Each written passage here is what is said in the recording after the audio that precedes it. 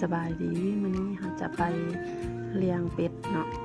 เราจะเลี้ยงแบบใดทุกคนแล้วเราจะไปเบิ่งกันเลยว่า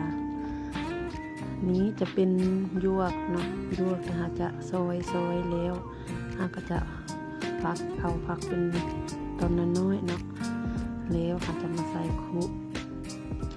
เราจะพักเอายวกน้อยๆเนาะจะว่าเฮ็ดให้มันใหญ่เพราะว่าเป็ดจะกินบ่ได้เนาะแล้วตัวนี้ก็จะเป็นขี้ห้ำเนาะขี้ห้ำแล้วเราก็จะมาห่อนเอาเป็นห้ำอ่อนๆให้เป็ดกินเนาะเราจะบ่ได้เอาห้ำใหญ่ๆเลยเราจะห่อนเอาเนาะพี่น้องแล้วเราก็จะเอายวกตัวเราผักนั้นใส่กัน3แล้วเราก็จะเอาขี้ห้ำตัวเราห่อนเมื่อกี้นี้เราจะมาผสมประมาณ2-3 ถ้วยเนาะอิงตามเป็ดหลายเป็ดน้อยเป็ดหลายเราจะผสมหลายแล้วเราก็จะเอาหัวหารของเป็ดเนาะผสมใส่เราจะผสม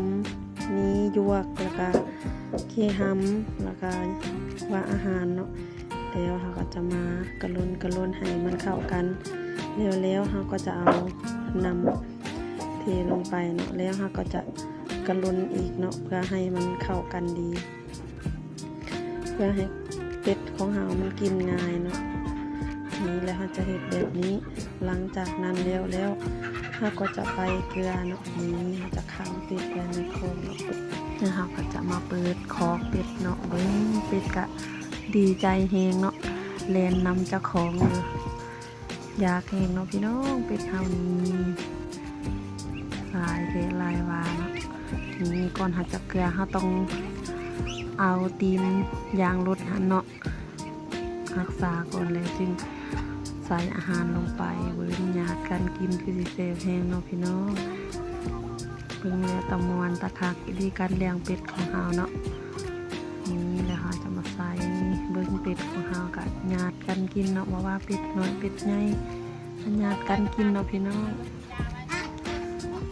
ตะหักบ่พี่น้องเป็ดทลายแห้งหลังจากนั้นนี้ก็คืออ่างเก็บน้ำเพื่อให้เป็ดมันได้อาบเนาะเป็ดน้อยเนาะเราต้องล้างก่อนเนาะพี่น้องเราจะรักษาไว้เนาะแล้วเราก็จะเทน้ำลงไปเพื่อให้เป็ดมันกินน้ำหรือว่าอาบเนาะนี่เมื่อเขากินอาหารแล้วเขาก็จะกินน้ำเนาะ